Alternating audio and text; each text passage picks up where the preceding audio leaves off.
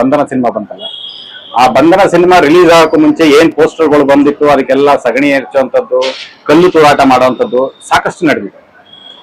ಅವಾಗ್ಲಿಂದನೂ ಕಡೆಗಣಿಸ್ತಾ ಬಂದಿದ್ದಾರೆ. ಜೊತೆಯಲ್ಲಿ ಕುಚಲಾಂಬ ಚೌಟ್ರಿನಲ್ಲಿ ಮದುವೆ ಆಗಿದ್ದಾಗ ಸುಮಾರು ಜನ ಅಭಿಮಾನಿಗಳು ಬಂದಿದ್ದಾಗ ಅವ್ರ ಜೊತೆ ಮಾತಾಡ್ಬೇಕು ಅಂತೇಳಿ ಹೊರಗಡೆ ಬಂದಾಗ ಅವಾಗ್ಲೂ ಎಲ್ಲೋ ಒಂದ್ ಕಡೆಯಿಂದ ಕಲ್ಲು ಬಂತು. ಅಕಸ್ಮಾತ್ ಆಗಿ ನನ್ನ ಹಿಂದೆ ನಿಂತಿದ್ದವ್ರಿಗೆ ಬಿತ್ತು. ಆಗ ನನ್ನ ಕುಚಿಕು ಗೆಳೆಯ ಅಂಬರೀಷ್ ಬಂದು ನನ್ನನ್ನು ಕಾಪಾಡ್ದ, ಕರ್ಕೊಂಡು ಹೋದ ಒಳಗೆ ಅಂತ. ಅದನ್ನ ಆ ನೋವನ್ನೆಲ್ಲ ತೋಡ್ಕೊಂಡಿದ್ದಾರೆ. ಅಂದ್ರೆ ಅವ್ರಿಗೆ ಅವಾಗಿಂದನೂ ಈ ಚಿತ್ರರಂಗ ಇರ್ಬೋದು ಎಲ್ಲಾರು ಅವ್ರನ್ನ ಕಡೆಗಣಿಸ್ತಾ ಬಂದಿದ್ದಾರೆ. ಆದ್ರೂ ಬಂಧನ ಎಲ್ಲ ಗೆಲ್ತು ಸಾಕಷ್ಟು ಕೋಟ್ಯಾಂತರ ಅಭಿಮಾನಿಗಳ ಮನಸ್ಸನ್ನ ಗೆದ್ದಿದ್ದಾರೆ. ಅದೇ ರೀತಿ ಸರ್ಕಾರದಲ್ಲಿ ರಾಜ್ಯ ಪ್ರಶಸ್ತಿ ಅಂತ ಬಂದಾಗ ಅದು ಎರಡು ರೀತಿ ಓಳಾಯ್ತು ಅಂತ ಹೇಳಿ ನಿರಾಕರಿಸಿದಾಗ ಇವ್ರನ್ನ ಬ್ಲಾಕ್ ಲಿಸ್ಟ್ಗೂ ಸೇರಿಸಿದ್ರು. ಇಷ್ಟೆಲ್ಲ ಸರ್ಕಾರನೂ ಇವ್ರ ಕಡೆ ಇಲ್ಲ, ಚಿತ್ರರಂಗನೂ ಇವ್ರ ಕಡೆ ಇಲ್ಲ, ಆದ್ರೆ ಕಲಾಭಿಮಾನಿಗಳು ಮಾತ್ರ ಅವ್ರ ಜೊತೆ ಯಾವಾಗ್ಲೂ ಶಾಶ್ವತವಾಗಿ ಇದ್ದೇ ಇರ್ತಾರೆ.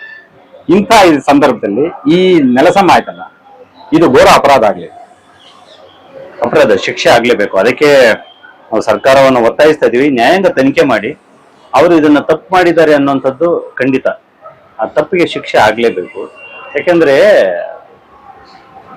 ಆ ಜಮೀನಿತ್ತಲ್ಲ, ಅದು ಬಾಲಣ್ಣನವರಿಗೆ ಅವರ ಕಲಾ ಸೇವೆಗೆ ಮೆಚ್ಚಿ ಮತ್ತು ಅವರ ಕನಸಿಗೆ ಒತ್ತಾಸೆಯಾಗಿ ನಿಂತು ಸರ್ಕಾರ ಕೊಟ್ಟಂಥದ್ದು. ಇವತ್ತೇನಾಗಿದೆ ಅಂದ್ರೆ ಆ ಬಾಲಣ್ಣನಿಗೆ ಅಲ್ಲಿ ಜಾಗ ಇಲ್ಲ. ಆ ಬಾಲಣ್ಣನ ಸಮಾಧಿ ಅಂದ್ರೆ ಸ್ವಂತ ಮಕ್ಕಳೇ ಅಪ್ಪನ ಸಮಾಧಿಯನ್ನು ತೆರವುಗೊಳಿಸ್ಬಿಟ್ಟಿದ್ದಾರೆ. ಎಂತ ದುಃಖದ ವಿಷಯ ನೋಡಿ. ಹೌದು, ನಾವು ಕೈ ತುತ್ತು ಹಾಕಿ ಬೆಳೆಸಿದ ಮಕ್ಕಳು ನಮ್ಮನ್ನು ಕರ್ಕೊಂಡೋಗ್ಬೋದು ವೃದ್ಧಾಶ್ರಮ ಬಿಟ್ಬಿಟ್ಟು ಬರ್ತಾರಲ್ಲ, ಅದಕ್ಕಿಂತ ಘೋರವಾದಂತಹ ಕೆಲಸ ಮಾಡೋರೆ. ಬಾಲಣ್ಣನ ನೆಲ ಸಮಾಧಿ ಮಾಡಿದ್ದಾರೆ, ಬಾಲಣ್ಣನ ಇವ್ರ ಸಮಾಧಿಯನ್ನ ತೆಗೆದುಬಿಟ್ಟಿದ್ದಾರೆ. ಸೊ ಈಗ ವಿಷ್ಣುವರ್ಧನ್ ಅವರನ್ನ ತೆಗೆದಿದ್ದಾರೆ. ಇವೆರಡರ ಹಿಂದೆ ಇರುವಂತದ್ದು ಅವರ ವಾಣಿಜ್ಯಾತ್ಮಕ ಉದ್ದೇಶಗಳು. ಅದ್ರ ಕೊಟ್ಟಿದ್ದು ವಾಣಿಜ್ಯಾತ್ಮಕ ಉದ್ದೇಶಕ್ಕಲ್ವಲ್ಲ, ಅದು ಸ್ಟುಡಿಯೋ, ಕನ್ನಡ ಚಿತ್ರರಂಗಕ್ಕೆ ಒಂದು ಆಧಾರ ಸ್ತಂಭವಾಗುವಂತಹ ಸ್ಟುಡಿಯೋ ನಿರ್ಮಿಸ್ತೀನಿ ಕೊಡಿ ಅಂತ ಕೇಳಿದಾಗ ಕೊಟ್ಟಂತಹದ್ದು, ಅದು ಬೆಳವಣಿಗೆಗಾಗಿ ಕೊಟ್ಟಂತಹದ್ದು. ನೀವು ಅದನ್ನ 10 ಎಕರೆ ಮಾರಾಟ ಮಾಡ್ಕೊಂಡು ಲೇಔಟ್ ಮಾಡ್ಕೊಳಕ್ಕಾಗುತ್ತೆ? 10 ಗುಂಟೆ ಜಾಗ ಕೊಡಕ್ಕಾಗಲ್ಲ. ಏನಿದು ಅಸಹ್ಯ.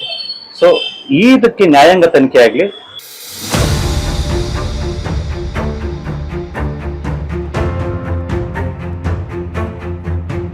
ನಮ್ಮ ವಿಜಯವಾಹಿನಿ ನ್ಯೂಸ್ ಚಾನೆಲ್ನಲ್ಲಿ ಪ್ರಮೋಷನ್, ಜಾಹೀರಾತು, ಅಡ್ವರ್ಟೈಸ್ಮೆಂಟ್ ನೀಡಲು ಸಂಪರ್ಕಿಸಿ 9535808456.